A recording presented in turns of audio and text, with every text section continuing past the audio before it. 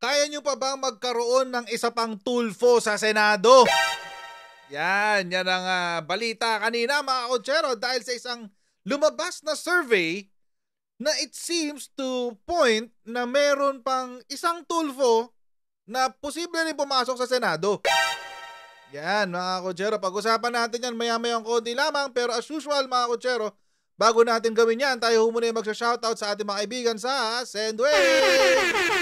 Okay, kung kayo po ay nasa US, UK, Canada, Italy, France, Spain, Ireland, and Belgium, ay pwede na po ay magpadala sa Pilipinas sa pamamagitan ng inyong mga remittances sa pamamagitan ng Sendwave, at napakaganda po nito ay wala pong remittance fees dito mga kotsero. Ang gagawin nyo lang ay download ng Sendwave app. Pagka-download nyo ng app ay gawa kayo ng account, at pagkagawa nyo ng account ay pwede na po kayo magpadala sa Pilipinas sa pamamagitan ng GCash, sa mga pawn shops at sa iba't ibang mga bangko sa Pilipinas. At kapag ginamit nyo po ang aking promo code na Coach Jared, ay makakakuha kayo ng karagdagang $20 na free credit. Kaya mga kotsero, gamitin na po si Sendwave for all of your remittance needs. Okay, game. Ito kasi yung balita kanina mga kotsero, no? Or kanina kasi Sabado ngayon eh. Ito kasi yung balita kanina na kaya naisip ko kung kaya nyo pa ba magkaroon pa ng isa pang Tulfo sa Senado. Kasi, ito po yung balita. Erwin Tulfo, Tito Soto at Rodrigo Duterte patok na senador. Yan na nga. Yan na. Okay, tingnan natin yung balita. Okay, takyan lang natin ng konti. Ayan. Nangunguna ang pangalan ni ACT-CIS Party List Representative Erwin Tulfo sa senatorial survey ng Oculum. Bago na naman to, Oculum. Ang dami na natin meron Tangere, meron Pulse Asia, may Publicus, may SWS. Diyos ko, ang dami na nagsasurvey. Kamusta ang negosyo? May RP Mission something, napakahabang pangalan, RP Mission something. Ayun! Mukhang patok na patok ang negosyo ngayon na pagsasurvey Anyway, ayun nga, si Oculum naman to, si Oculum. Okay. Base sa inilabas na survey ng Oculum na ginawa noong July 17 hanggang 31, nasa tuktok si Tulfo na may 50% na boto mula sa mga respondent. Napakalaki nito guys. Ilan ba yung respondents nila? Wait. Nandito kaya yung detalye. Mamaya puntahan natin. Hanapin natin. Ang sabi, ibig sabihin, posibleng magsabay sa Senado ang magkapatid na Erwin at Raffy Tulfo pagsapit ng 2025. Yun. Kaya nyo pa ba? Kaya nyo pa ba ng isang Tulfo? Alam nyo mga kotsero, between the two, I'd rather keep si Kong Erwin kaysa kay Raffy. Totoo lang, mga kotsero. I'd rather keep si Kong Erwin kaysa kay Raffy Tulfo. Promise. Okay. Ay, sabi, his topping the senatorial survey may also signify the public recognition of the Tulfo name as a political brand. Ayun. Meron na raw nabubuong nakikilala na raw kasi ang pamilyang Tulfo sa politika. Yan. Well, it's not really surprising kasi mga artista nga nagiging politiko 'di ba? Mga pa ba? Mga journalist pa kaya? 'Di ba? Let's face facts. Ang Tulfo brothers, all of them are journalists. Yun nga lang yung kanilang pagiging giorno took a different turn. Di ba? It's more on parang public service, etc. So, doon sila nakilala sa brand of journalism nila na that is leaning towards public service. Kaya 'yon. So, it's really hindi kagulat-gulat na at saka syempre si Raffy Tulfo naging senador na.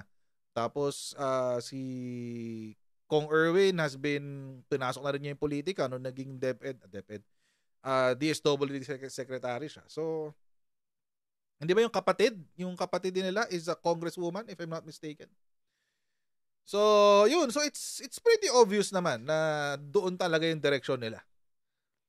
Pero ang laki, no? 50% ng sinurvey nila. Ilan kaya yung ano nito? Kasi kanina ko pa hinahanap yung yung papeles mismo, walang available online. O, ito yung sinabi.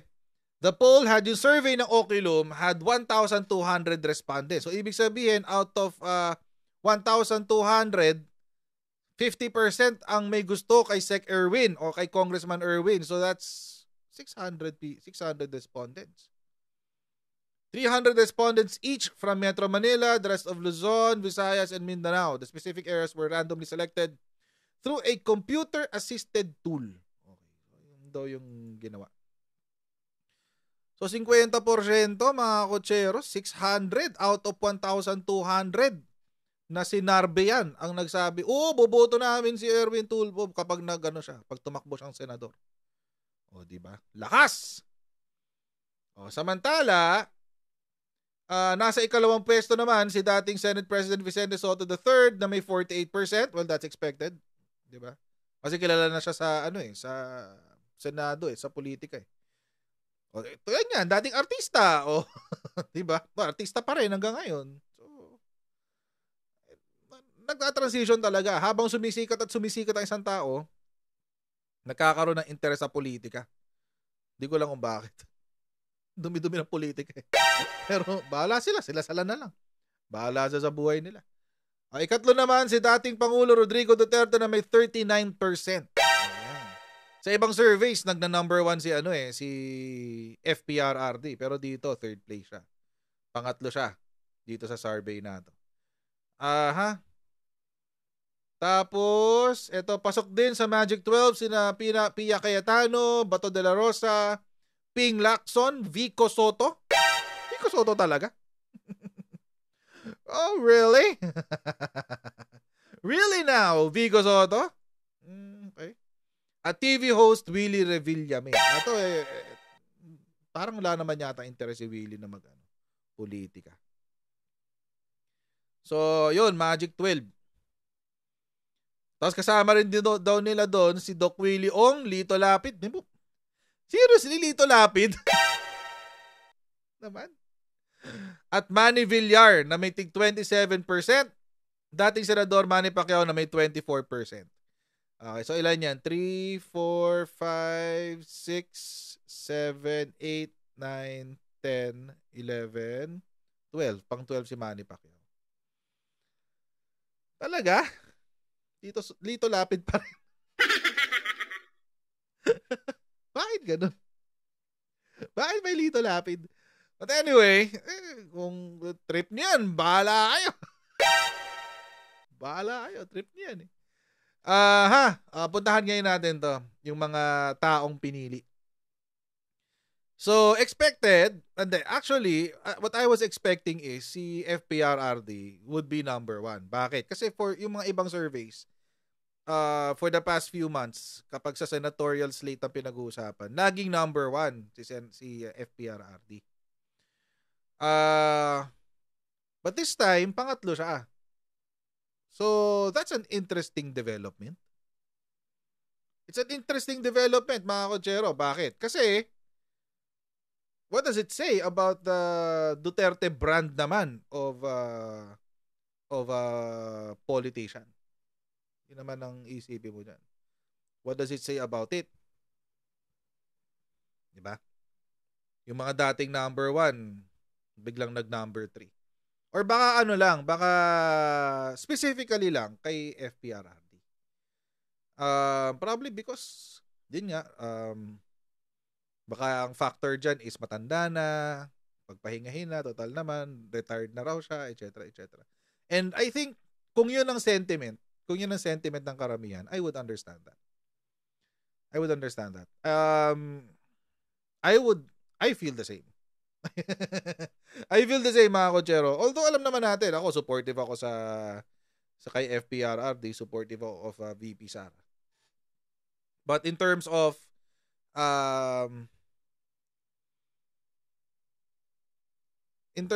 longevity, yun na lang yung pagiging yung longevity ba? If ever man tumakbo siya sa politika, We can only squeeze so much out of FPRRD. 6 na taon yan, guys. 6 na taon na yan. 6 na taon yan. Ilang taon na si FPRRD? 70 plus. So, I'm not saying na dapat hindi na siya magtrabaho. Kaso nga lang, syempre, we also have to think about other factors. Yung declining health, yung kanyang yung mobility and all of that. So, I think yun yung factor kung bakit may lesser interest kay former president na ihalal bilang presidente. Tito Soto naman, alam naman natin staple na ng Senado yan. Staple na ng Senado yan. So, di ko alam kung hanggang kailan pa si Senator si Tito Soto, si Tito Sen. But, yun. And mukhang gusto pa siya ng mga tao eh. Kasi, sa survey, ang sabi, 48%. Mukhang gusto pa siya ng mga tao. So, well, ganun talaga. That's how the cookie crumbles. Sabi nga nila, di ba? If that's how the cookie crumbles, then ganun pa rin. Ganun talaga yun. Re-electionist, Pia Cayetano, if ever. This will be her second term yata, if I'm not mistaken. Kung manalo man siya sa 2025, tumakbo at manalo siya sa 2025, this will be her second term. Second and last term. Kasi hanggang 2 terms lang ang senador. So, yun. Magkakasama pa sila ng kapatid niya for another 3 years after this. Tapos, syempre, staple na rin yan, si Bato de la Rosa. Second term niya to, if ever. If ever manalo siya, second termer siya. But also, interesting, mga kotsero, meron pa pong isang pangalan na wala dito sa listahan. It's interesting. Actually, 2. Senator Bongo tsaka Senator Amy Marcos. Wala sa top 12. Eh di ba for the past few surveys, magkakasama yan eh. 4 sila eh.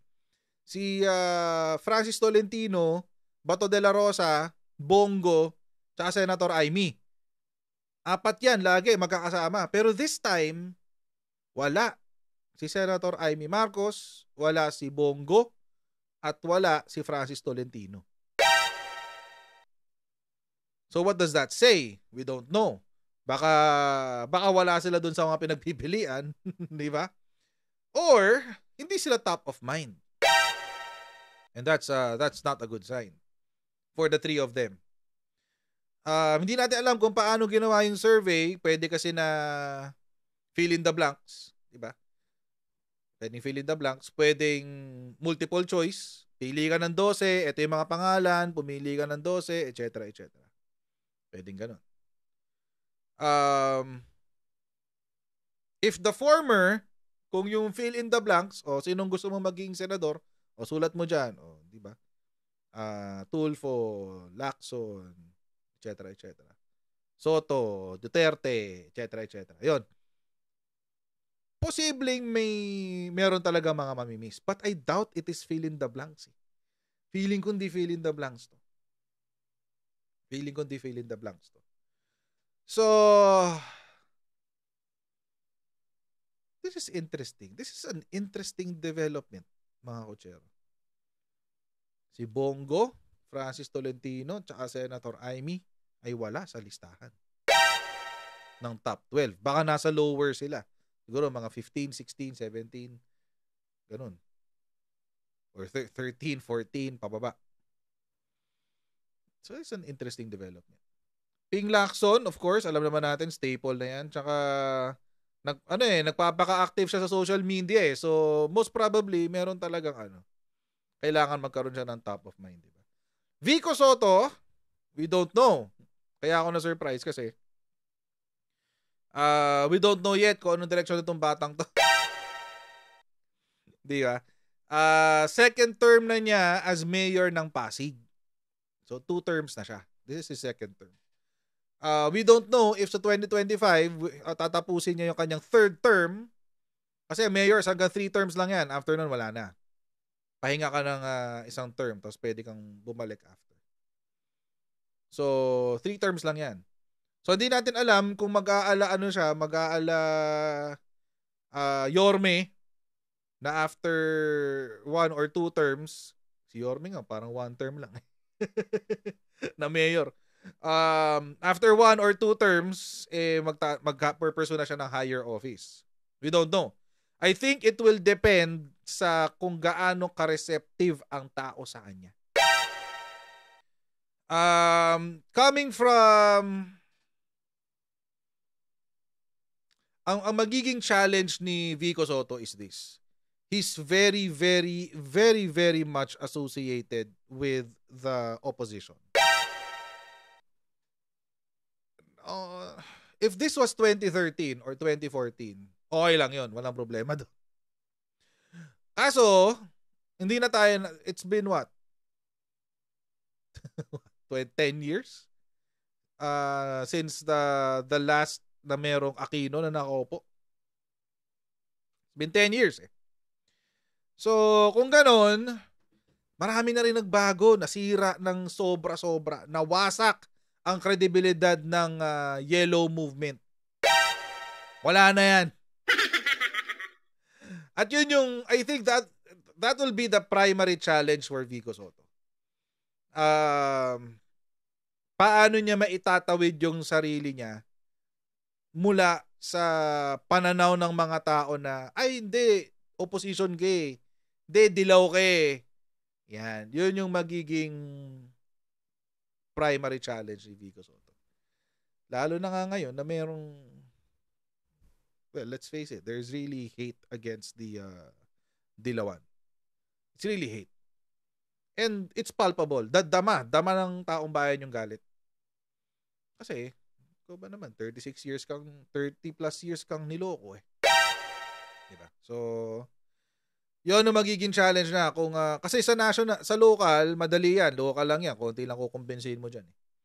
Pero pag magna-national ka na, kailangan mong kumbinsin na mas maraming tao. At feeling ko doon mahihirapan si Vico. Sa paano niya makukumbinsi yung mga taong pasok na ng mga dilaw na maiboto siya bilang senador. Let's see, di ba? So, si Willie Revillame naman, nagsabi na siya before na parang ayaw niya pasukin yung politika. Naalala ko, noong 2022 national elections, inalok daw siya mag-senador, di ba, sa PDP laban. Pero hindi niya tinanggap. So, yun. So, let's see. Baka, let's see. Let's see. Kasi mayroon siyang bagong di ba, sa PTV4 daw, yung kanyang wawawin, dilipat. So, siguro, tignan muna natin kung magte-take off yung wawawin sa PTV4. Kapag nag-take off yun doon, yun. Doon na yung mangyayari. Yung posibleng Senate run niya. Kapag nag-take off yung wawawin. Tapos si Doc Willie, alam naman natin si Doc Willie, meron tong social media following eh. So I would think na maraming magiging interesado na iboto siya bilang senador. Admittedly, myself included. I think I would like to see how he performs in the Senate. Kasi maganda naman yung advocacy niya sa maganda yung platform niya nung kumakampanya siyang VP. And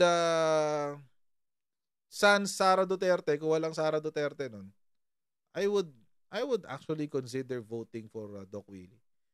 But during that time, syempre, doon tayo sa mas seasoned na politiko, di ba?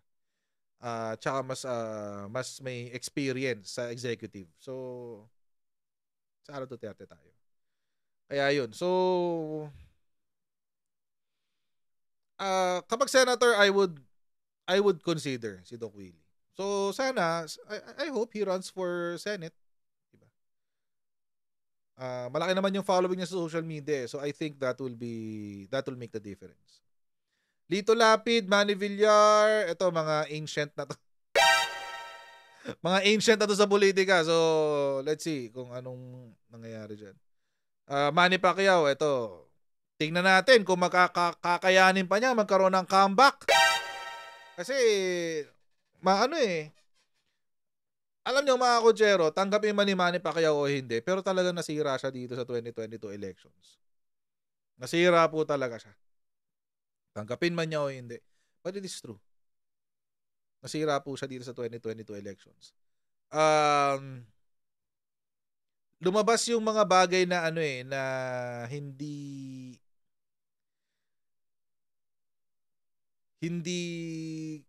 kabilib-bilib as a politician. Yun lang yan. Magaling siyang sa sports. Yan, expertise talaga niya yan. Walang problema diyan. Magaling siya sa boxing, 'di ba? Mahusay siya doon. But as a member of the parliament, parang parliament o as a senator, parliament. Excited naman ako sa parliament. As a member of the Senate, parang nakitaan talaga natin siya ng napakalaking pagkukulang sa sa kanyang kapasidad bilang maging isang senador. So, let's see kung meron pagkakaya pa niya magkaroon ng political comeback. This is 24%, medyo maliit pa to. At syempre kung meron mga mas malalakas sa ilalim ni Manny Pacquiao, let's say Senator Amy, because this is only one survey. Madali siyang malalaglag si Manny Pacquiao. So, ayun. Kaya pa ba ng isa pang tulpo sa Senado? Tulad nga sinabi ko kanina mga kutsero, kung ako mapipiliin, I'd rather have this Tulfo, Erwin Tulfo, than the other Tulfo. Not for anything else mga kutsero, pero kasi sabi ko nga sa inyo, DSWD secretary pa lang siya, mas nakikitaan ko na siya ng capability na maging maging politiko or higher office, being part of higher office. So let's see 'di ba kung anong ibibigay ng Panginoon sa bansa. 'Yun ang importante diyan eh. Let's allow God's will to happen, 'di ba? So ayan mga kutsero, hanggang dito na lang po muna tayo sa video na ito. Huwag niyo pong kalimutan i-share itong video na to sa inyong mga social media accounts at paki-like na rin po ito. At mag-subscribe sa aking Coach Jarrett YouTube channel. And pa-follow na rin po tayo sa ating Coach Jarrett Facebook account. Ayan, Coach Jarrett din mga kutsero. Follow niyo lang yun. And I'll see all of you in our next live stream. Alright? So bye everyone. See you next time. Bye!